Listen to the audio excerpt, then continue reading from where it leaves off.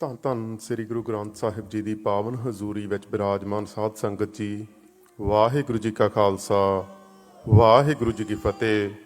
ਮੈਂ ਅਤੀ ਧੰਨਵਾਦੀ ਹਾਂ ਭਾਈ ਭੁਪਿੰਦਰ ਸਿੰਘ ਜੀ ਅਤੇ ਸਮੂਹ ਗੁਰਦੁਆਰਾ ਸਾਹਿਬਾਨ ਦੀ ਪ੍ਰਬੰਧਕ ਕਮੇਟੀ ਦਾ, ਜਿਨ੍ਹਾਂ ਨੇ ਮੈਨੂੰ ਇਹ ਮਾਣ ਬਖਸ਼ਿਆ ਕਿ ਅੱਜ ਮੈਂ ਆਪ ਸਮੂਹ ਸੰਗਤਾਂ ਨਾਲ ਆਪਣੇ ਵਿਚਾਰਾਂ ਦੀ ਸਾਂਝ ਪਾ ਸਕਾਂ। ਸੋ ਬਹੁਤ ਬਹੁਤ ਮਿਹਰਬਾਨੀ। ਹਰ ਸਾਲ ਅਸੀਂ ਜੂਨ ਦੇ ਪਹਿਲੇ ਹਫ਼ਤੇ ਸਿੱਖ ਪੰਥ ਦੇ ਝੁੱਲੇ ਤੀਜੇ ਘੱਲੂਘਾਰੇ ਦੀ ਯਾਦ ਹੈ ਜਿਹੜੀ ਉਹ ਮਨਾਉਂਦੇ ਆ, ਅਤੇ ਹਰ ਸਾਲ ਇਹ ਹਫ਼ਤਾ ਜਿਹੜਾ ਹਰ ਗੁਰੂ ਨਾਨਕ ਨਾਮ ਲੇਵਾ ਸਿੱਖ ਵਾਸਤੇ ਬਹੁਤ ਹੀ ਦੁਖਦਾਈ ਹੁੰਦਾ, ਅਤੇ ਹਰ ਸਾਲ ਅਸੀਂ ਇਹਦੇ ਬਾਰੇ ਚਿੰਤਨ ਵੀ ਕਰਦੇ ਹਾਂ ਕਿ ਅਸੀਂ ਕਿਸ ਤਰੀਕੇ ਨਾਲ ਇਹਦੀ ਯਾਦ ਆਪਣੇ ਮਨਾਂ 'ਚ ਵਸਾਈਏ, ਅਤੇ ਇਸ ਘੱਲੂਘਾਰੇ ਤੋਂ ਜਿਹੜਾ ਇੱਕ ਇਤਿਹਾਸ ਦਾ ਨਵਾਂ ਦੌਰ ਸਿੱਖ ਇਤਿਹਾਸ ਦਾ ਸ਼ੁਰੂ ਹੋਇਆ, ਉਹਨੂੰ ਅੱਗੇ ਕਿਵੇਂ ਵਧਾਈਏ। ਉਹ ਨਵਾਂ ਦੌਰ ਕੀ ਸੀ, ਇਤਿਹਾਸ ਦੇ ਵਿੱਚ ਕਿਹੜਾ ਮੋੜ ਆਇਆ ਇਸ ਘੱਲੂਘਾਰੇ ਨਾਲ। ਉਹ ਜਿਵੇਂ ਸੰਤ ਬਾਬਾ ਜਰਨੈਲ ਸਿੰਘ ਜੀ ਖਾਲਸਾ ਭਿੰਡਰਾਂ ਵਾਲੇ ਅਕਸਰ ਹੀ ਕਿਹਾ ਕਰਦੇ ਸੀ ਕਿ ਜਿਸ ਦਿਨ ਸ੍ਰੀ ਦਰਬਾਰ ਸਾਹਿਬ ਦੇ ਅੰਦਰ ਫੌਜ ਦਾਖਲ ਹੋਈ, ਉਸ ਦਿਨ ਖਾਲਿਸਤਾਨ ਦੀ ਨੀਂਹ ਰੱਖੀ ਜਾਊਗੀ। ਸੋ ਖਾਲਸਾ ਪੰਥ ਦੀ ਆਜ਼ਾਦੀ ਦੇ ਸੰਘਰਸ਼ ਦਾ ਆਗਾਜ਼ ਆ ਜਿਹੜਾ ਉਹ ਜੂਨ ਦੇ ਪਹਿਲੇ ਹਫ਼ਤੇ ਹੋ ਚੁੱਕਿਆ ਸੀ, ਅਤੇ ਸੰਤਾਂ ਨੇ ਜਿਹੜੀਆਂ ਆਪਣੀਆਂ ਆਖਰੀ ਸਪੀਚਾਂ ਅਤੇ ਆਖਰੀ ਇੰਟਰਵਿਊਜ਼ ਜਿਹੜੀਆਂ ਉਹਨਾਂ ਨੇ ਮੀਡੀਆ ਨਾਲ ਦਿੱਤੀਆਂ, ਸੋ ਉਹਨਾਂ ਨੇ ਇਹ ਬੇਨਤੀ ਪੰਥ ਦੇ ਚਰਨਾਂ ਦੇ ਵਿੱਚ ਕੀਤੀ ਸੀ ਕਿ ਜੇ ਸ੍ਰੀ ਦਰਬਾਰ ਸਾਹਿਬ ਦੇ ਉੱਤੇ ਭਾਰਤੀ ਫੌਜ ਹਮਲਾ ਕਰਦੀ ਹੈ ਅਤੇ ਤੁਸੀਂ ਫਿਰ ਹਰੇਕ ਸਿੱਖ ਦਾ ਫਰਜ਼ ਬਣਦਾ ਕਿ ਉਹ ਆਪਣੀ ਰਹਿੰਦੀ ਜ਼ਿੰਦਗੀ ਹੈ ਜਿਹੜੀ ਉਹ ਪੰਥ ਦੀ ਆਜ਼ਾਦੀ ਦੇ ਲੇਖੇ ਲਾਵੇ। ਸੋ ਉਸ ਸੰਬੰਧ ਦੇ ਵਿੱਚ ਮੈਂ ਆਪ ਜੀ ਨਾਲ ਕੁਛ ਇੱਕ ਬੇਨਤੀਆਂ ਕਰਨੀਆਂ ਚਾਹੁੰਦਾ ਕਿ ਉਸ ਸੰਬੰਧ ਦੇ ਵਿੱਚ ਅੱਜ ਅਸੀਂ 36 ਸਾਲਾਂ ਬਾਅਦ ਅਸੀਂ ਕੀ ਕਰ ਸਕਦੇ ਹਾਂ। ਪਹਿਲੀ ਗੱਲ ਸਮਝਣ ਵਾਲੀ ਇਹ ਹੈ ਕਿ ਪਿਛਲੇ 200 ਸਾਲ ਦੇ ਇਤਿਹਾਸ ਦੇ ਵਿੱਚ ਪਹਿਲੀ ਵਾਰੀ ਕਿਸੇ ਕੌਮ ਨਾਲ ਇੱਕੋ ਇੱਕ ਘਟਨਾ ਕਿਸੇ ਕੌਮ ਨਾਲ ਇਹ ਹੋਈ ਹੈ ਕਿ ਉਹਦੇ ਸਭ ਤੋਂ ਪਾਵਨ ਪਵਿੱਤਰ ਅਸਥਾਨ ਦੇ ਉੱਤੇ ਕਿਸੇ ਹਕੂਮਤ ਨੇ ਫੌਜ ਚਾੜ੍ਹੀ ਹੋਵੇ। ਨਹੀਂ, ਜੰਗ ਯੁੱਧ ਆ ਜਿਹੜੇ ਉਹ ਤਾਂ ਮਨੁੱਖੀ ਇਤਿਹਾਸ ਦਾ ਇੱਕ ਹਿੱਸਾ ਹੀ ਹੈ। ਜੰਗ ਯੁੱਧ ਤਾਂ ਚੱਲਦੇ ਹੀ ਰਹਿੰਦੇ ਆ, ਕੌਮਾਂ ਲੜਦੀਆਂ ਹੀ ਰਹਿੰਦੀਆਂ, ਪਰ ਕੋਈ ਵੀ ਕੌਮ ਇੰਨੀ ਨੀਚ ਨਹੀਂ ਹੁੰਦੀ, ਕੋਈ ਵੀ ਕੌਮ ਇੰਨੇ ਇਸ ਪੱਧਰ ਤੱਕ ਹੇਠਾਂ ਨਹੀਂ ਡਿੱਗਦੀ ਕਿ ਕਿਸੇ ਦੂਜੀ ਕੌਮ ਦੇ ਸਭ ਤੋਂ ਪਵਿੱਤਰ ਅਸਥਾਨ ਦੇ ਉੱਤੇ ਹਮਲਾ ਕਰਕੇ ਉਹਨੂੰ ਢਹਿ ਢੇਰੀ ਕਰ ਦਿੱਤਾ ਜਾਵੇ। ਨਹੀਂ ਤਾਂ ਜਦੋਂ ਕੌਮਾਂ ਆਪਸ ਦੇ ਵਿੱਚ ਲੜਦੀਆਂ ਉਹ ਵੀ ਇੱਕ ਸਟੈਂਡਰਡ ਰੱਖਦੀਆਂ, ਘੱਟੋ ਘੱਟ ਇੱਕ ਮਿਆਰ ਰੱਖਦੀਆਂ ਕਿ ਇਹ ਹੱਦ ਤੋਂ ਅੱਗੇ ਨਹੀਂ ਵਧਿਆ ਜਾ ਸਕਦਾ। ਪਰ ਜੋ ਸਿੱਖਾਂ ਨਾਲ ਹੋਇਆ ਉਹਦੇ ਵਿੱਚ ਭਾਰਤੀ ਹਕੂਮਤ ਨੇ ਕੋਈ ਮਿਆਰ ਨਹੀਂ ਰੱਖਿਆ, ਅਤੇ ਜਿਹੜੀ ਗੱਲ ਆਧੁਨਿਕ ਇਤਿਹਾਸ ਦੇ ਵਿੱਚ ਕਦੇ ਵਾਪਰੀ ਨਹੀਂ ਸੀ ਉਹ ਕੀਤੀ। ਪਰ ਉਹਦੇ ਨਾਲ ਸਭ ਤੋਂ ਵੱਧ ਦੁਖਦਾਈ ਗੱਲ ਜਿਹੜੀ ਹੋਈ ਉਹ ਇਹ ਸੀ ਕਿ ਜਿਹੜੇ ਪੁਰਾਣੇ ਘੱਲੂਘਾਰੇ ਆ ਸਿੱਖ ਇਤਿਹਾਸ ਦੇ ਵਿੱਚ ਵਾਪਰੇ, ਉਹਨਾਂ ਦੀ ਯਾਦ ਸਮੂਹਕ ਸਿੱਖ ਮਾਨਸਿਕਤਾ ਦੇ ਵਿੱਚ ਬਹੁਤ ਚੰਗੇ ਸੁਚੱਜੇ ਤਰੀਕੇ ਨਾਲ ਟਿਕੀ ਹੋਈ ਹੈ। ਜਦੋਂ ਅਸੀਂ ਛੋਟੇ ਘੱਲੂਘਾਰੇ ਜਾਂ ਵੱਡੇ ਘੱਲੂਘਾਰੇ, ਜਿਹੜੇ 2 ਘੱਲੂਘਾਰੇ 18ਵੀਂ ਸਦੀ 'ਚ ਹੋਏ, ਜਦੋਂ ਅਸੀਂ ਉਹਨਾਂ ਦੀ ਗੱਲ ਕਰਦੇ ਹਾਂ, ਤੁਸੀਂ ਕਦੇ ਕਿਸੇ ਸਿੱਖ ਨੂੰ ਇਹ ਕਹਿੰਦੇ ਸੁਣੋਗੇ ਕਿ ਉਹਨਾਂ ਘੱਲੂਘਾਰਿਆਂ ਦੇ ਪਿੱਛੇ ਸਿੱਖਾਂ ਦਾ ਆਪਦਾ ਹੀ ਕਸੂਰ ਸੀ? ਨਹੀਂ, ਉੱਥੇ ਗੱਲ ਬੜੀ ਸਪਸ਼ਟ ਹੈ ਕਿ ਅਹਿਮਦ ਸ਼ਾਹ ਅਬਦਾਲੀ ਆਇਆ ਦੂਜੇ ਘੱਲੂਘਾਰੇ 'ਚ, ਅਤੇ ਪਹਿਲੇ ਘੱਲੂਘਾਰੇ ਦੇ ਵਿੱਚ ਲਖਪਤ ਰਾਏ, ਅਤੇ ਉਹਨਾਂ ਨੇ ਇਹ ਘੱਲੂਘਾਰੇ ਆ ਜਿਹੜੇ ਉਹ ਅੰਜਾਮ ਦਿੱਤੇ ਅਤੇ ਸਿੱਖਾਂ ਨੇ ਜੂਝ ਕੇ ਸ਼ਹੀਦੀਆਂ ਪਾਈਆਂ। ਪਰ ਤੀਜਾ ਘੱਲੂਘਾਰਾ ਜਿਹੜਾ, ਇਹਦੇ ਬਾਰੇ ਸਥਿਤੀ ਆ ਜਿਹੜੀ ਉਹ ਵੱਖਰੀ ਹੈ। ਵੱਖਰੀ ਕੀ ਹੈ ਕਿ ਸਿੱਖ ਪੰਥ ਦਾ ਇੱਕ ਕਾਫੀ ਵੱਡਾ ਹਿੱਸਾ ਜਿਹੜਾ ਉਹ ਇਹ ਮੰਨਣ ਲੱਗ ਗਿਆ ਇਸ ਘੱਲੂਘਾਰੇ ਬਾਰੇ ਬਈ ਕਿਤੇ ਨਾ ਕਿਤੇ ਸਾਰੇ ਘਟਨਾਕ੍ਰਮ ਦੇ ਪਿੱਛੇ ਕਸੂਰ ਵੀ ਸਾਡਾ ਹੀ ਸੀ। ਹੁਣ ਗੁਰਦੁਆਰਾ ਸਾਹਿਬਾਨ ਦੇ ਵਿੱਚ ਆਪਾਂ ਬੋਲ ਰਹੇ ਹਾਂ, ਇੱਥੇ ਤੁਸੀਂ ਜਾਣਦੇ ਹੋ ਵੀ ਇਹੋ ਜਿਹੀ ਇੱਥੇ ਪ੍ਰਬੰਧਕ ਕਮੇਟੀ 10-12 ਸਾਲ ਕਾਬਜ਼ ਰਹੀ ਹੈ ਜਿਹੜੀ ਕਿ ਇਹ ਗੱਲ ਮੰਨਦੇ ਸੀ, ਅਤੇ ਅੱਜ ਵੀ ਦੁਨੀਆ ਦੇ ਵਿੱਚ ਕਾਫੀ ਵੱਡੀ ਗਿਣਤੀ ਦੇ ਵਿੱਚ ਇਹੋ ਜਿਹੇ ਸਿੱਖ ਹੈਗੇ ਆ ਜਿਹੜੇ ਇਹ ਗੱਲ ਸਮਝਦੇ ਆ ਕਿ ਹਕੂਮਤ ਵਾਲਾ ਪ੍ਰਵਚਨ ਆ ਜਿਹੜਾ ਉਹਨਾਂ ਦੇ ਦਿਮਾਗ ਦੇ ਉੱਤੇ ਹਾਵੀ ਹੋਇਆ, ਉਹਨਾਂ ਨੂੰ ਸੱਚੋਂ ਵੇਖ ਕੇ ਵੀ ਵੇਖਣਾ ਨਹੀਂ ਚਾਹੁੰਦੇ।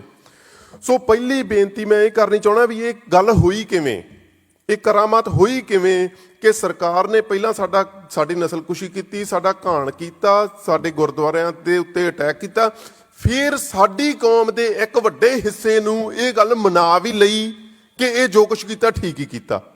ਅੱਜ ਵੀ ਤੁਸੀਂ ਸੋਸ਼ਲ ਮੀਡੀਆ ਤੇ ਜਾ ਕੇ ਵੇਖ ਲਓ, ਮੀਡੀਆ 'ਚ ਜਾ ਕੇ ਵੇਖ ਲਓ, ਹੋਰ ਕਿਤੇ ਜਾ ਕੇ ਵੇਖ ਲਓ, ਤੁਹਾਨੂੰ ਬਥੇਰੇ ਇਹੋ ਜਿਹੇ ਆਲੇ ਦੁਆਲੇ ਬੰਦੇ ਮਿਲ ਜਾਣਗੇ। ਸੋ ਇਹ ਗੱਲ ਹੋਈ ਕਿਵੇਂ, ਵਾਪਰੀ ਕਿਵੇਂ, ਉਹਦੀ ਤਹਿ ਦੇ ਵਿੱਚ ਜਾਣ ਦੀ ਲੋੜ ਆ। ਜਿਹੜੀਆਂ ਵੱਡੀਆਂ ਇਤਿਹਾਸਕ ਘਟਨਾਵਾਂ ਹੁੰਦੀਆਂ ਉਹਨਾਂ ਦੇ ਦੋ ਪੱਖ ਹੁੰਦੇ ਆ, ਇੱਕ ਤਾਂ ਘਟਨਾ ਤੇ ਇੱਕ ਉਸ ਘਟਨਾ ਦੀ ਬਾਅਦ ਦੇ ਵਿੱਚ ਪੇਸ਼ਕਾਰੀ, ਉਹਦੀ ਰਿਪਰਜ਼ੈਂਟੇਸ਼ਨ। ਹੁਣ ਜਿਹੜੀ ਆਧੁਨਿਕ ਜ਼ਮਾਨੇ ਦੇ ਵਿੱਚ ਰਿਪਰਜ਼ੈਂਟੇਸ਼ਨ ਹੈ, ਉਹਦਾ ਕੰਮ ਆਮ ਕਰਕੇ ਹੁੰਦਾ ਮੀਡੀਆ ਕੋਲੇ, ਸਕਾਲਰਸ ਕੋਲੇ, ਲੇਖਕਾਂ ਕੋਲੇ, ਫਿਲਮਾਂ ਬਣਾਉਣ ਵਾਲਿਆਂ ਕੋਲੇ ਤੇ ਹੋਰ ਇਹੋ ਜਿਹੇ ਕੰਮ ਕਰਨ ਵਾਲਿਆਂ ਕੋਲੇ। ਸਾਡੇ ਨਾਲ ਜਿਹੜੀ ਤਰਾਸਦੀ ਹੋਈ ਵੱਡੀ, ਸਾਡੇ ਨਾਲ ਜਿਹੜਾ ਵੱਡਾ ਧੋਖਾ ਹੋਇਆ ਉਹ ਇਹ ਹੋਇਆ ਕਿ ਜਦੋਂ ਸਾਡੇ ਤੇ ਭੀੜ ਪਈ, ਘੱਲੂਘਾਰਾ ਵਾਪਰਿਆ, ਉਸ ਘੱਲੂਘਾਰੇ ਦੇ ਵਿੱਚ ਜਿਨ੍ਹਾਂ ਯੋਧਿਆਂ ਨੇ ਸੰਘਰਸ਼ ਕੀਤਾ, ਜਿਨ੍ਹਾਂ ਨੇ ਹਕੂਮਤ ਨੂੰ ਟੱਕਰ ਦਿੱਤੀ, ਉਹਨਾਂ ਨੇ ਤਾਂ ਬਹੁਤ ਵੱਡੀਆਂ ਮਿਸਾਲਾਂ ਸਿਰਜੀਆਂ। ਜਿਹੜੀ ਇਹ ਟੱਕਰ ਹੈ ਇਹਦੇ ਬਾਰੇ ਲਗਭਗ ਵੱਡੀ ਗਿਣਤੀ ਦੇ ਵਿੱਚ ਲੋਕ ਆ ਜਿਹੜੇ ਉਹ ਇੱਕ ਮਤ ਹੈ ਵੀ ਇੱਕ ਪਾਸੇ 1.5-2 ਲੱਖ ਦੀ ਫੌਜ ਸੀ ਤੇ ਇੱਕ ਪਾਸੇ 100-150 ਆ ਜਿਹੜੇ ਉਹ ਸਿੰਘ ਸੀ। ਪਰ ਉਹ ਜਿਹੜੇ ਢੰਗ ਨਾਲ ਲੜੇ ਉਹ ਇਹ ਭਾਰਤੀ ਫੌਜ ਵੀ ਮੰਨਦੀ ਆ ਵੀ ਜਿਹੜੇ ਢੰਗ ਨਾਲ ਉਹ ਲੜੇ ਉਹ ਮਿਸਾਲੀ ਸੀ, ਉਹਦੀ ਮਿਸਾਲ ਕਿਤੇ ਨਹੀਂ ਮਿਲਦੀ। ਪਰ ਕਮੀ ਕਿੱਥੇ ਰਹਿ ਗਈ? ਕਮੀ ਰਹੀ ਕਿ ਉਹਦੀ ਰਿਪਰਜ਼ੈਂਟੇਸ਼ਨ ਕਰਨ ਦਾ ਜਦੋਂ ਵੇਲਾ ਆਇਆ, ਉਹਦੀ ਗੱਲ ਕਰਨ ਦਾ ਜਦੋਂ ਵੇਲਾ ਆਇਆ, ਉਦੋਂ ਸਾਡੇ ਕੋਲੇ ਉਹੋ ਜਿਹੇ ਕੋਈ ਟ੍ਰੇਨਡ ਬੰਦੇ ਨਹੀਂ ਸੀ ਜਿਹੜੇ ਉਹਦੀ ਰਿਪਰਜ਼ੈਂਟੇਸ਼ਨ ਦੁਨੀਆ ਦੇ ਸਾਹਮਣੇ ਕਰ ਸਕਦੇ। ਇੱਕ ਦੁਨੀਆ ਭਰ ਦੇ ਵਿੱਚ ਇਸ ਘੱਲੂਘਾਰੇ ਦੀ ਜਿਹੜੀ ਰਿਸੈਪਸ਼ਨ ਹੋਈ, ਉਹਦੇ 'ਚ ਸਭ ਤੋਂ ਵੱਧ ਨੁਕਸਾਨ ਜਿਹੜੀ ਇੱਕ ਗੱਲ ਨੇ ਕੀਤਾ ਉਹ ਸੀ BBC ਦੇ ਪੱਤਰਕਾਰ ਮਾਰਕ ਟੱਲੀ ਦੀ ਕਿਤਾਬ ਅੰਮ੍ਰਿਤਸਰ ਮਿਸਿਸ ਗਾਂਧੀਜ਼ ਲਾਸਟ ਬੈਟਲ। ਉਸ ਕਿਤਾਬ ਦਾ ਮੂਲ ਤੱਤ ਕੀ ਸੀ? ਉਹਦੇ 'ਚ ਕੱਲੇ ਹਮਲੇ ਦੀ ਗੱਲਬਾਤ ਨਹੀਂ ਸੀ ਕੀਤੀ ਉਹਨੇ, ਉਹਦੇ ਵਿੱਚ ਉਹਨੇ ਜਿਹੜੀ ਬੈਕਗਰਾਊਂਡ ਹੈ ਸਿੱਖਾਂ ਦੀ ਇੰਡੀਅਨ ਸਟੇਟ ਦੇ ਨਾਲ ਰਿਲੇਸ਼ਨਸ਼ਿਪ ਦੀ, ਉਹਦੀ ਵੀ ਗੱਲਬਾਤ ਕੀਤੀ ਸੀ। ਤੇ ਉਹਦੇ 'ਚ ਬੇਸਿਕਲੀ ਉਹਨੇ ਨਿਰਪੱਖਤਾ ਦਾ ਭੁਲੇਖਾ ਪਾ ਕੇ ਇਹ ਸਾਬਤ ਕਰਨ ਦੀ ਕੋਸ਼ਿਸ਼ ਕੀਤੀ ਬਈ ਸਿੱਖਾਂ ਦਾ ਜਿਹੜਾ ਇੰਡੀਆ ਦੇ ਵਿੱਚ ਸੰਘਰਸ਼ ਚੱਲ ਰਿਹਾ, ਇਹਦੇ ਵਿੱਚ ਸਿੱਖਾਂ ਨਾਲ ਕੋਈ ਧੱਕਾ ਨਹੀਂ ਹੋ ਰਿਹਾ।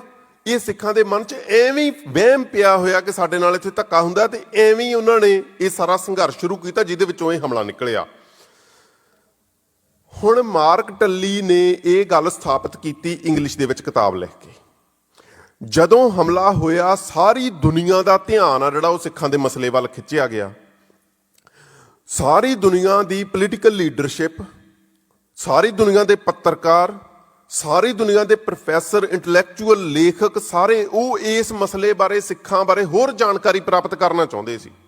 ਹੁਣ ਉਸ ਵੇਲੇ ਇਹ ਤਾਂ ਹੈ ਨਹੀਂ ਸੀ ਵੀ ਤੁਸੀਂ ਇੰਟਰਨੈਟ ਤੇ ਚਲੇ ਜਾਓ ਤੇ ਤੁਹਾਨੂੰ ਜਾਣਕਾਰੀ ਮਿਲ ਜੂਗੀ। ਜਾਣਕਾਰੀ ਦਾ ਸਰੋਤ ਤਾਂ ਜਾਂ ਅਖਬਾਰਾਂ, ਟੈਲੀਵਿਜ਼ਨ ਹੁੰਦੇ ਸੀ ਤੇ ਜਾਂ ਫਿਰ ਕਿਤਾਬਾਂ ਹੁੰਦੀਆਂ ਸੀ।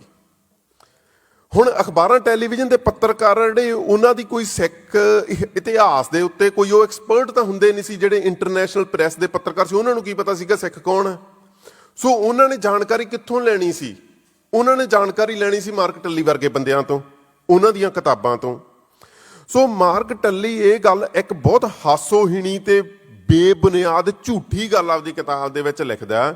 ਕਹਿੰਦਾ ਸਿੱਖਾਂ ਨੂੰ ਇਹ ਲੱਗਣ ਲੱਗ ਗਿਆ ਵੀ ਟੈਰੀ ਕਾਟਨ ਦੀਆਂ ਸ਼ਰਟਾਂ, ਟੀਵੀ, ਮੋਟਰਸਾਈਕਲ ਤੇ ਹੋਰ ਇਹੋ ਜਿਹੀਆਂ ਜਿੰਨੀਆਂ ਵੀ ਮਾਡਰਨ ਚੀਜ਼ਾਂ ਉਹਨਾਂ ਤੋਂ ਸਾਡੇ ਧਰਮ ਨੂੰ ਖਤਰਾ ਪੈਦਾ ਹੋ ਗਿਆ ਤੇ ਇਸ ਕਰਕੇ ਉਹ ਸਰਕਾਰ ਨਾਲ ਲੜੀ ਜਾਂਦੇ।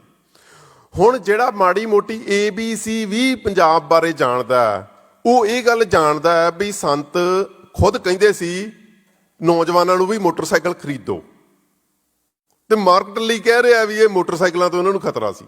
ਸਿੱਖ ਸਮਝਦੇ ਸੀ ਵੀ ਸਾਨੂੰ ਮੋਟਰਸਾਈਕਲਾਂ ਤੋਂ ਖਤਰਾ ਪੈਦਾ ਹੋ ਗਿਆ। ਇੰਨਾ ਝੂਠ ਬੋਲਿਆ ਗਿਆ।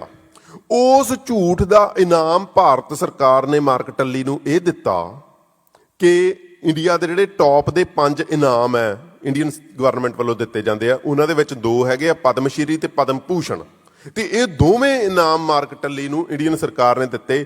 ਹੁਣ ਮੇਰਾ ਸਵਾਲ ਤੁਹਾਨੂੰ ਇਹ ਹੈ ਵੀ ਕਿੰਨੇ ਕੁ ਇਮਾਨਦਾਰ ਪੱਤਰਕਾਰ ਆ ਜਿਨ੍ਹਾਂ ਦਾ ਇੰਡੀਆ ਦੀ ਗਵਰਨਮੈਂਟ ਸਨਮਾਨ ਕਰਦੀ ਹੈ, ਕਿ ਇਮਾਨਦਾਰ ਪੱਤਰਕਾਰਾਂ ਨੂੰ ਉੱਥੇ ਜੇਲ੍ਹਾਂ 'ਚ ਸਿੱਟਦੇ ਆ ਜਾਂ ਗੋਲੀਆਂ ਮਾਰਦੇ ਆ?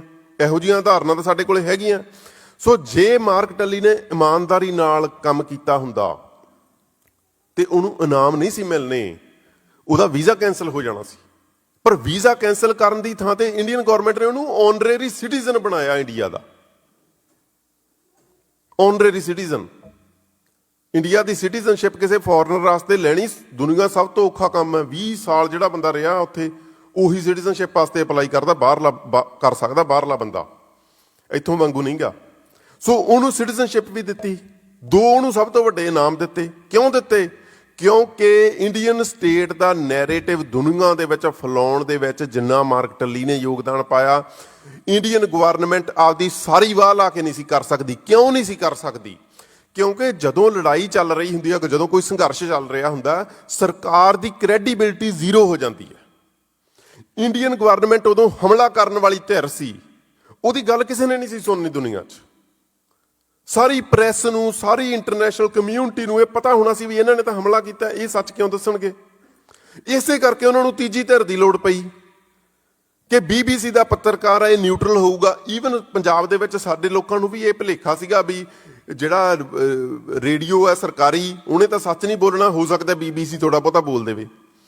ਸੋ BBC ਦੀਆਂ ਖਬਰਾਂ ਦੇ ਵਿੱਚ ਥੋੜ੍ਹਾ ਬਹੁਤਾ ਇਹ ਗੱਲ ਸੀਗੀ ਕਿ ਜਿਵੇਂ ਬੇਗੁਨਾਹਾਂ ਦੇ ਉੱਥੇ ਕਤਲ ਕੀਤੇ ਗਏ, ਇਹੋ ਜਿਹੀਆਂ ਉਹਨੇ ਗੱਲਾਂ ਕੀਤੀਆਂ ਵੀ, ਪਰ ਉਹ ਸਿਰਫ ਇੱਕ ਜਿਹੜਾ ਨਿਰਪੱਖਤਾ ਦਾ ਨਕਾਬ ਪਾਉਣ ਵਾਸਤੇ, ਉਹਦਾ ਭੁਲੇਖਾ ਪਾਉਣ ਵਾਸਤੇ ਤੇ ਆਪਦੀਆਂ ਗਲਤ ਗੱਲਾਂ ਨੂੰ ਸਹੀ ਸਾਬਤ ਕਰਨ ਵਾਸਤੇ। ਹੁਣ ਹੋ ਤਾਂ ਇਹ ਵੀ ਸਕਦਾ ਸੀ ਕਿ ਮਾਰਕ ਟੱਲੀ ਦੀ ਕਿਤਾਬ 1985 'ਚ ਆਈ ਤੇ 1985 ਦੇ ਵਿੱਚ ਹੀ ਇੱਕ ਅੱਧੇ ਸਾਲ ਦੇ ਵਿੱਚ ਸਿੱਖਾਂ ਵੱਲੋਂ ਵੀ ਉਹੋ ਜਿਹੀਆਂ ਹੀ ਇੰਟਰਨੈਸ਼ਨਲ ਪਬਲੀਕੇਸ਼ਨਸ ਆ ਜਿਹੜੀਆਂ ਉਹ ਪਬਲਿਸ਼ ਕੀਤੀਆਂ ਜਾਂਦੀਆਂ, ਤਾਂ ਕਿ ਜਿੰਨਾ ਕੁ ਉਹਨੇ ਝੂਠ ਬੋਲਿਆ ਸੀ ਉਹਦੀ ਕਰੈਕਸ਼ਨ ਨਾਲ ਦੀ ਨਾਲ ਹੋ ਜਾਂਦੀ।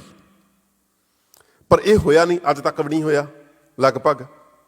ਤੇ ਇਸ ਕਰਕੇ ਉਹ ਝੂਠ ਆ ਜਿਹੜਾ ਉਹ ਲਗਾਤਾਰ ਹਜੇ ਤੱਕ ਚੱਲੀ ਜਾਂਦਾ ਤੇ ਲਗਾਤਾਰ ਇੰਟਰਨੈਸ਼ਨਲੀ ਸਾਡੀ ਜਿਹੜੀ ਸਥਿਤੀ ਆ ਉਹ ਜਿਵੇਂ ਹੋਣੀ ਚਾਹੀਦੀ ਸੀ, ਜਿੰਨਾ ਜ਼ੁਲਮ ਸਾਡੇ ਨਾਲ ਹੋਇਆ, ਜਿੰਨਾ ਸਾਡਾ ਕੇਸ ਸਟਰੋਂਗ ਆ, ਓਨਾ ਇੰਟਰਨੈਸ਼ਨਲੀ ਉਹ ਪੋਜੀਸ਼ਨ ਸਾਡੀ ਨਹੀਂ ਗੀ। ਫੋਰ ਐਗਜ਼ਾਮਪਲ ਮੈਂ ਤੁਹਾਨੂੰ ਇੱਕ ਉਦਾਹਰਨ ਦਿੰਦਾ। ਦੁਨੀਆ ਦੇ ਵਿੱਚ ਹੋਰ ਵੀ ਬਹੁਤ ਕੌਮਾਂ ਆਪਦੀ ਆਜ਼ਾਦੀ ਵਾਸਤੇ ਸੰਘਰਸ਼ ਕਰ ਰਹੀਆਂ, ਸਿਰਫ ਸਿੱਖ ਨਹੀਂ। ਜਿਵੇਂ ਫਲਸਤੀਨ ਤੇ ਇਜ਼ਰਾਈਲ ਨੇ, ਫਲਸਤੀਨ ਤੇ ਇਜ਼ਰਾਈਲ ਦਾ ਰੌਲਾ ਚੱਲ ਰਿਹਾ ਤੇ ਉਹ ਗੱਲ ਹੈ ਜਿਹੜੀ ਉਹ UNO ਦੇ ਵਿੱਚ ਵੀ ਪਹੁੰਚ ਚੁੱਕੀ ਹੈ। ਤੇ UNO ਦੇ ਵਿੱਚ ਫਲਸਤੀਨੀ ਧਿਰ ਨੇ ਇੱਕ ਮਤਾ ਲਿਆਂਦਾ ਕਿ ਫਲਸਤੀਨ ਨੂੰ ਵੱਖਰੇ ਦੇਸ਼ ਵਜੋਂ UNO ਵੱਲੋਂ ਮਾਨਤਾ ਦਿੱਤੀ ਜਾਵੇ। ਤੇ ਉਹਦੇ 'ਚ ਫਿਰ ਜਿੰਨੇ 200 ਦੇ ਕਰੀਬ ਮੈਂਬਰ ਦੇਸ਼ ਹੈ ਤੇ ਉਹਨਾਂ ਦੀ ਵੋਟਿੰਗ ਹੁੰਦੀ ਹੈ ਤੇ ਉਹਨਾਂ ਦੀ ਵੋਟ ਪਈ ਜਿਹੜੀ, ਉਹਦੇ 'ਚ 137 ਮੁਲਕਾਂ ਨੇ ਫਲਸਤੀਨ ਦੇ ਵੱਖਰੇ ਮੁਲਕ ਬਣਨ ਦੇ ਹੱਕ ਦੇ ਵਿੱਚ ਵੋਟ ਪਾਈ। 9 ਮੁਲਕਾਂ ਨੇ ਵਿਰੋਧ ਦੇ ਵਿੱਚ ਵੋਟ ਪਾਈ ਤੇ ਬਾਕੀ ਮੁਲਕਾਂ ਨੇ ਵੋਟ ਪਾਈ ਨਹੀਂ। ਉਹ ਕਹਿੰਦੇ ਅਸੀਂ ਵੋਟ ਹੀ ਨਹੀਂ ਪਾਉਣੀ, ਨਾ ਹਾਂ ਜਾਂ ਨਾ ਅਸੀਂ ਵਿੱਚ ਵਿਚਾਲੇ ਵਾਲਾ ਪੱਖ ਰੱਖ ਲਈ। ਹੁਣ ਜਿਹੜੀ ਇਹ ਪੋਜੀਸ਼ਨ ਹੈ, ਸਾਡੀ ਪੋਜੀਸ਼ਨ ਇੱਥੋਂ ਤੱਕ ਨਹੀਂ ਪਹੁੰਚ ਸਕੀ ਹਜੇ, ਤੇ ਹਜੇ ਅਸੀਂ ਇਸ ਪੋਜੀਸ਼ਨ ਤੋਂ ਕਾਫੀ ਦੂਰ ਹਾਂ। ਸੋ ਇਸ ਪੋਜੀਸ਼ਨ ਤੇ ਪਹੁੰਚਣ ਵਾਸਤੇ ਕੀ ਕਰਨਾ ਪੈਣਾ, ਕੀ ਕਰਨਾ ਚਾਹੀਦਾ ਕਿ ਇਸ ਪੋਜੀਸ਼ਨ ਤੇ ਅਸੀਂ ਪਹੁੰਚ ਸਕੀਏ? ਕੀ ਕਰਨਾ ਚਾਹੀਦਾ ਕਿ ਦੁਨੀਆ ਦੇ ਵਿੱਚ ਸਿੱਖਾਂ ਦੀ ਜਿਹੜੀ ਇਤਿਹਾਸ ਆ ਜਿਹੜਾ ਘੱਲੂਘਾਰਿਆਂ ਦਾ, ਜੋ ਕੁਝ ਸਿੱਖਾਂ ਨਾਲ ਪਿਛਲੇ 50 ਸਾਲਾਂ ਦੇ ਵਿੱਚ ਹੋਇਆ, ਇਹਦਾ ਸੱਚ ਦੁਨੀਆ ਦੇ ਸਾਹਮਣੇ ਪਹੁੰਚ ਸਕੇ, ਇਹਦੇ ਲਈ ਅਸੀਂ ਕੀ ਕਰੀਏ?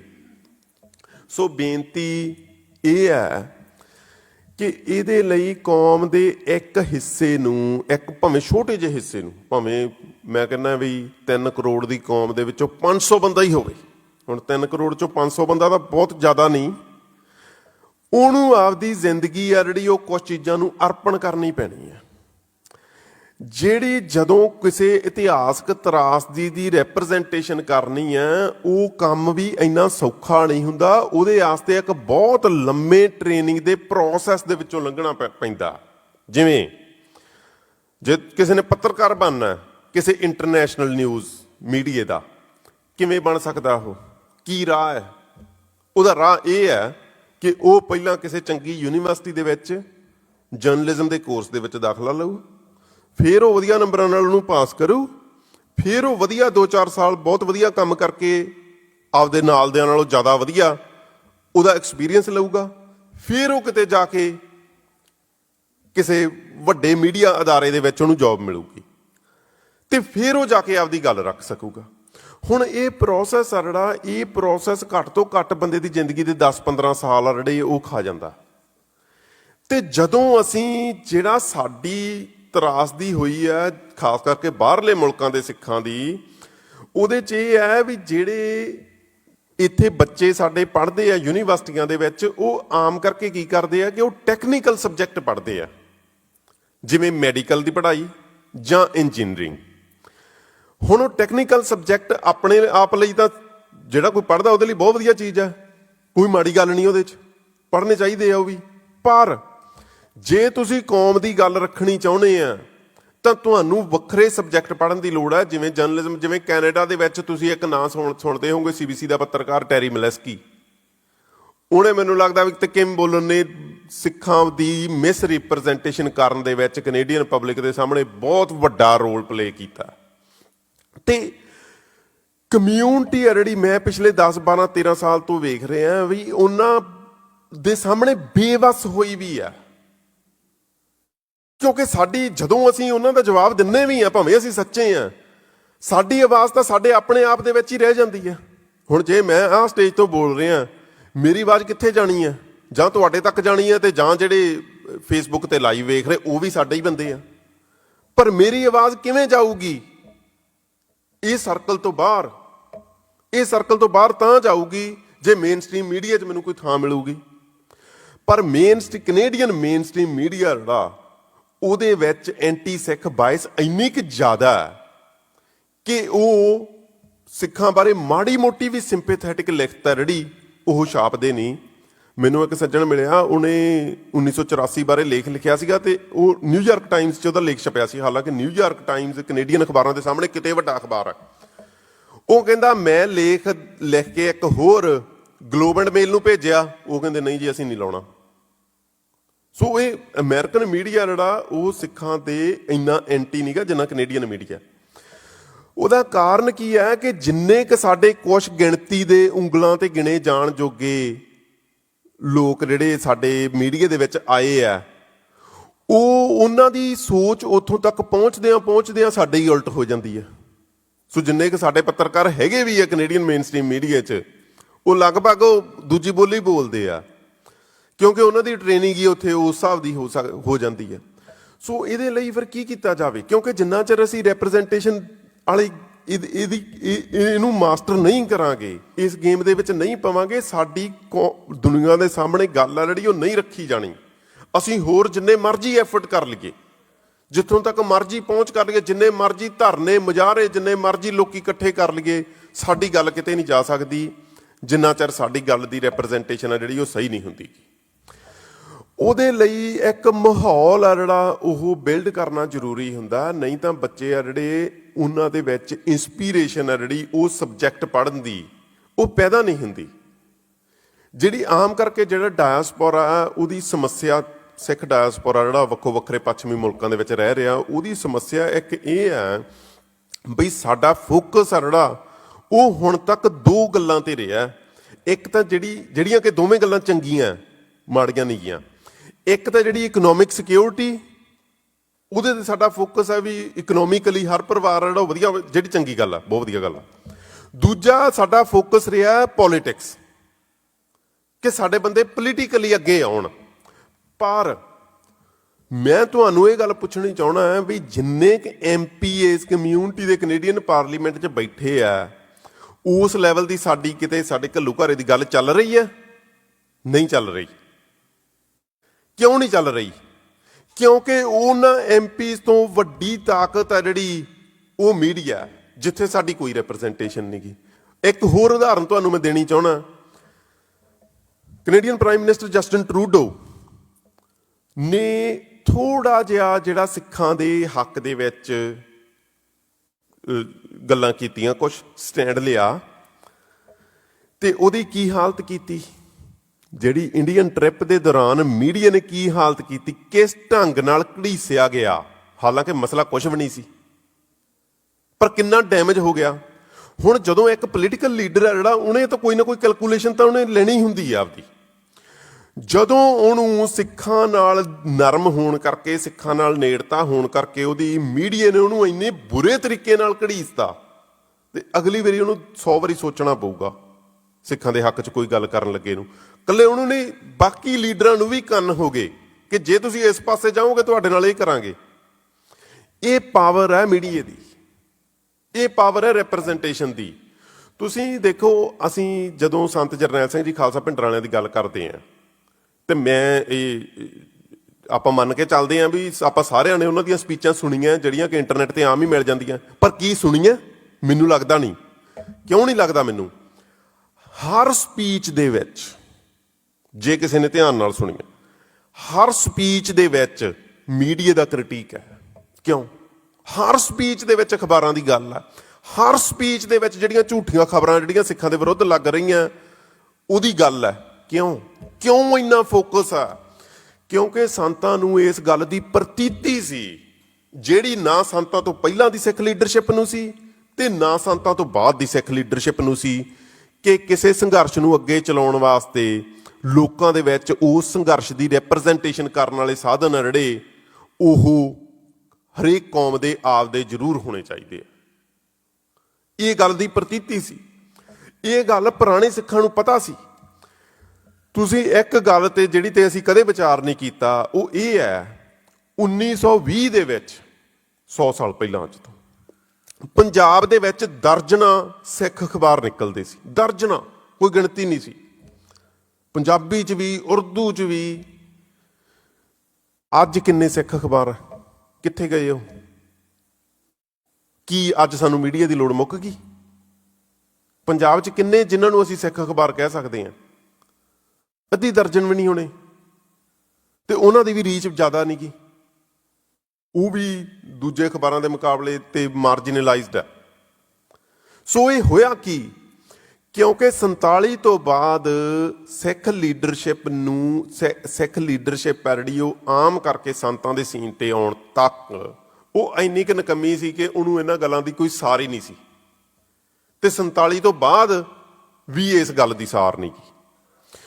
ਸੋ ਬੇਨਤੀ ਇਹ ਹੈ ਕਿ ਸੰਘਰਸ਼ ਹੈ ਜਿਹੜਾ, ਜਿਵੇਂ ਜਿਹੜੀ 1984 ਦੇ ਵਿੱਚ ਸੰਘਰਸ਼ ਨੇ ਇੱਕ ਮੋੜ ਕੱਟਿਆ ਤੇ ਕੌਮ ਦਾ ਨਿਸ਼ਾਨਾ ਜਿਹੜਾ ਉਹ ਕੌਮ ਦੀ ਆਜ਼ਾਦੀ ਖਾਲਿਸਤਾਨ ਬਣ ਗਿਆ।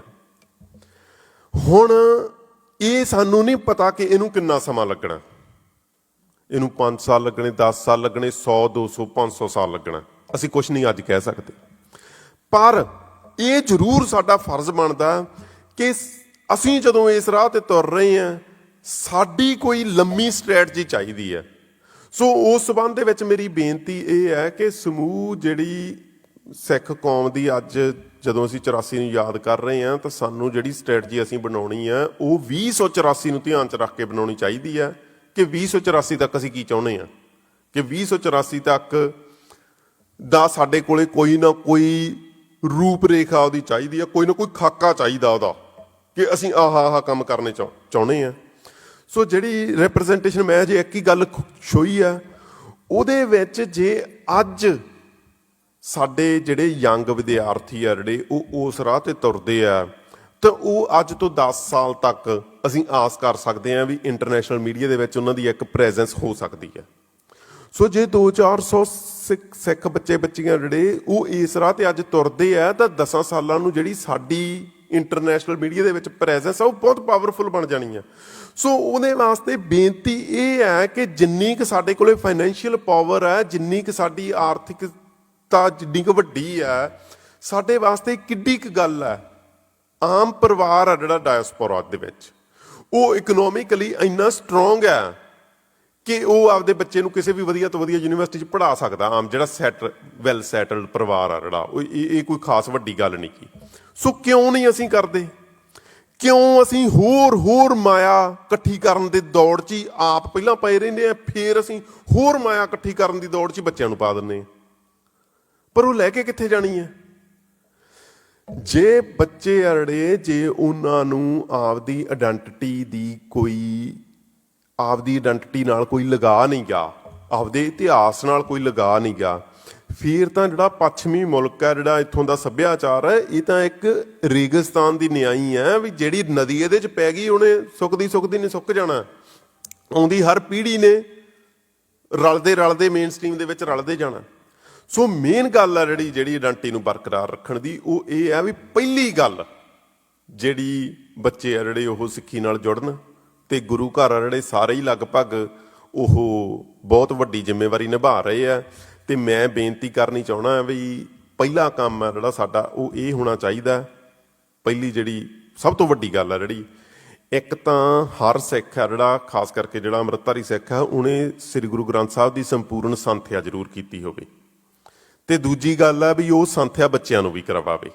ਤੇ ਗੁਰੂ ਘਰ ਆ ਜਿਹੜੇ, ਉਹਨਾਂ ਦੀ ਜ਼ਿੰਮੇਵਾਰੀ ਇਹ ਹੈ ਵੀ ਉਹ ਇੱਥੇ ਪ੍ਰੋਪਰ ਸਹੀ ਸੰਥਿਆ ਜਿਹੜੀ ਸੰਪਰਦਾਈ ਉਹ ਕਰਵਾਉਣ ਦਾ ਹਰ ਗੁਰੂ ਘਰ ਦੇ ਵਿੱਚ ਇੰਤਜ਼ਾਮ ਚਾਹੀਦਾ। ਬਾਹਲੇ ਗੁਰੂ ਘਰਾਂ ਦੇ ਵਿੱਚ ਮੈਨੂੰ ਪਤਾ ਹੈਗਾ, ਪਰ ਜਿੱਥੇ ਨਹੀਂ ਹੈਗਾ ਉੱਥੇ ਵੀ ਚਾਹੀਦਾ। ਜੇ 2 ਹਫ਼ਤੇ 'ਚ 2 ਕਲਾਸਾਂ ਲੱਗਦੀਆਂ ਤਾਂ 2 ਤੋਂ 4 ਹੋ ਜਾਣੀਆਂ ਚਾਹੀਦੀਆਂ, 7 ਹੋ ਜਾਣੀਆਂ ਚਾਹੀਦੀਆਂ, ਜਿੰਨੀ ਵੀ ਸੰਗਤ ਆਉਂਦੀ ਆ ਵੱਧ ਹੋ ਜਾਣੀਆਂ ਚਾਹੀਦੀਆਂ। ਇਹ ਪਹਿਲੀ ਸ਼ਰਤ ਹੈ, ਕਿਉਂਕਿ ਜੇ ਬੱਚੇ ਜਿਹੜੇ ਸ਼ੁਰੂ ਤੋਂ ਸਿੱਖੀ ਨਾਲ ਜੁੜੇ ਹੋਣਗੇ, ਫਿਰ ਉਹ ਜਦੋਂ ਯੂਨੀਵਰਸਿਟੀ ਵੀ ਜਾਣਗੇ ਤੇ ਉਹਨਾਂ ਦੇ ਵਿਚਾਰਾਂ ਦੇ ਵਿੱਚ ਉਹ ਤਬਦੀਲੀ ਨਹੀਂ ਆਊਗੀ ਜਿਹੜੀ ਆਮ ਕਰਕੇ ਆ ਜਾਂਦੀ ਹੈ। ਤੇ ਇਸ ਕਰਕੇ ਲੜਾਈ ਹੈ ਜਿਹੜੀ ਇਹ ਲੰਮੀ ਹੈ, ਪਰ ਹੁਣ ਜਿਹੜੀ ਜਾਗਰਤੀ ਪਿਛਲੇ 5-7 ਸਾਲਾਂ ਤੋਂ ਆ ਰਹੀ ਹੈ, ਉਹ ਮੈਨੂੰ ਪੂਰੀ ਆਸ ਹੈ ਵੀ ਆਉਣ ਵਾਲੇ 20-30 ਸਾਲ ਆ ਜਿਹੜੇ, ਤੇ ਆਉਣ ਵਾਲੀ ਇਹ ਪੂਰੀ ਸਦੀ ਆ ਜਿਹੜੀ, ਇਹ ਸਿੱਖਾਂ ਦੀ ਸਦੀ ਹੋ ਸਕਦੀ ਆ। ਕਿਉਂਕਿ ਸਿੱਖਾਂ ਕੋਲੇ, ਸਾਡੇ ਕੋਲੇ ਇਹੋ ਜਿਹੀਆਂ ਚੀਜ਼ਾਂ ਜਿਹੜੀਆਂ ਅਸੀਂ ਵਰਲਡ ਸਿਵਿਲਾਈਜੇਸ਼ਨ ਨੂੰ ਕੰਟਰੀਬਿਊਟ ਕਰ ਸਕਦੇ ਹਾਂ। ਇਹ ਬਹੁਤ ਵੱਡੀ ਗੱਲ ਹੈ। ਉਹ ਜਿਵੇਂ ਹੁਣ ਸੇਵਾ ਦਾ ਕਨਸੈਪਟ ਹੈ, ਜਿਸ ਢੰਗ ਨਾਲ ਸਿੱਖਾਂ ਨੇ ਸੇਵਾ ਨੂੰ ਆਪਦੇ ਸਮੂਹਕ ਅਮਲ ਦੇ ਵਿੱਚ ਉਤਾਰਿਆ, ਕੱਲੀ ਗੱਲਬਾਤ ਨਹੀਂ, ਸੰਕਲਪ ਨਹੀਂ ਗਾ, ਕੱਲੀ ਫਿਲਾਸਫੀ ਨਹੀਂ ਗੀ, ਅਮਲ ਦੇ ਵਿੱਚ ਉਤਾਰਿਆ ਉਹਨੂੰ, ਉਸ ਢੰਗ ਨਾਲ ਹੋਰ ਕਿਤੇ ਉਹਦੀ ਮਿਸਾਲ ਨਹੀਂ ਮਿਲਦੀ। ਤੇ ਇਹ ਗੱਲ ਸਾਡੀ ਪੱਛਮੀ ਜਗਤ ਦੇ ਵਿੱਚ ਜਾਂ ਦੱਖਣੀ ਏਸ਼ੀਆ ਤੋਂ ਬਾਹਰ ਦੇ ਮੁਲਕਾਂ ਦੇ ਵਿੱਚ ਜੜ ਲਾਉਣ ਦੇ ਵਿੱਚ ਬਹੁਤ ਜ਼ਿਆਦਾ ਸਹਾਈ ਹੋਊਗੀ ਆਉਣ ਵਾਲੇ ਸਮੇਂ ਦੇ ਵਿੱਚ। ਸੋ ਬੇਨਤੀ ਇਹ ਹੈ ਕਿ ਜਿਹੜੀ ਸਿੱਖ ਪਰਸਨੈਲਿਟੀ ਦੀ, ਸਿੱਖ ਆਈਡੀਓਲੋਜੀ ਦੀ ਜਿਹੜੀ ਯੂਨੀਕਨੈਸ ਹੈ, ਉਹਦੀ ਮਹਿਕ ਫੈਲ ਰਹੀ ਦੁਨੀਆ ਦੇ ਵਿੱਚ।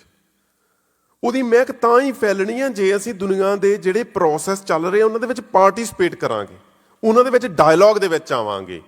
ਜਿੰਨੀਆਂ ਵੀ ਦੁਨੀਆ ਦੇ ਵਿੱਚ ਹੋਰ ਲਹਿਰਾਂ ਚੱਲ ਰਹੀਆਂ ਆਜ਼ਾਦੀ ਦੀਆਂ, ਇਨਸਾਫ ਦੀਆਂ, ਜਿਵੇਂ ਅੱਜ ਕੱਲ੍ਹ ਕਾਲਿਆਂ ਦੀ ਲਹਿਰ ਅਮਰੀਕਾ ਦੇ ਵਿੱਚ ਚੱਲ ਰਹੀ ਆ, ਉਹਨਾਂ ਨਾਲ ਵੀ ਅਸੀਂ ਡਾਇਲਾਗ ਦੇ ਵਿੱਚ ਆਵਾਂਗੇ। ਫਿਰ ਸਾਡੀ ਗੱਲ ਆ ਜਿਹੜੀ ਉਹ ਦੁਨੀਆ ਭਰ ਦੇ ਉੱਤੇ ਚੱਲਣੀ ਆ। ਅਦਰਵਾਈਜ਼ ਜਿਹੜੀ ਪੋਲੀਟੀਕਲ ਪਾਵਰ ਦੇ ਵਿੱਚ ਪਾਰਟੀਸਪੇਸ਼ਨ ਆ, ਉਹ ਕੋਈ ਐਡੀ ਵੱਡੀ ਚੀਜ਼ ਨਹੀਂ ਗੀ। ਆਮ ਕਰਕੇ ਜਿਹੜਾ ਬੰਦਾ ਪੋਲੀਟੀਕਲ ਆਫਿਸ ਅਚੀਵ ਕਰ ਲੈਂਦਾ, ਉਹ ਜਾ ਕੇ ਉਹੋ ਜਿਹਾ ਬਣ ਜਾਂਦਾ। ਉਹ ਇੱਕ ਕਿਸਮ ਦੀ ਉਹ ਕੈਲਕੂਲੇਟਿਵ ਥਿੰਕਿੰਗ ਜਿਹੜੀ ਉਹਦੀ ਹੋ ਜਾਂਦੀ ਆ। ਉਹ ਖੁੱਲ੍ਹ ਕੇ ਤੁਹਾਡੀ ਗੱਲ ਨਹੀਂ ਕਰੂਗਾ।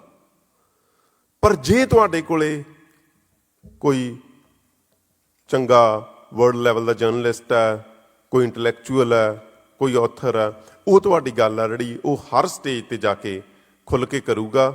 ਸੋ ਇਹ ਮੈਂ ਬੇਨਤੀਆਂ ਇੰਨੀਆਂ ਕਰਨੀਆਂ ਚਾਹੁੰਦਾ ਸੀ, ਤੇ ਭੁੱਲ ਚੁੱਕ ਹੋਈ ਤਾਂ ਮਾਫ਼ ਕਰਿਓ। ਵਾਹਿਗੁਰੂ ਜੀ ਕਾ ਖਾਲਸਾ, ਵਾਹਿਗੁਰੂ ਜੀ ਕੀ ਫਤਿਹ।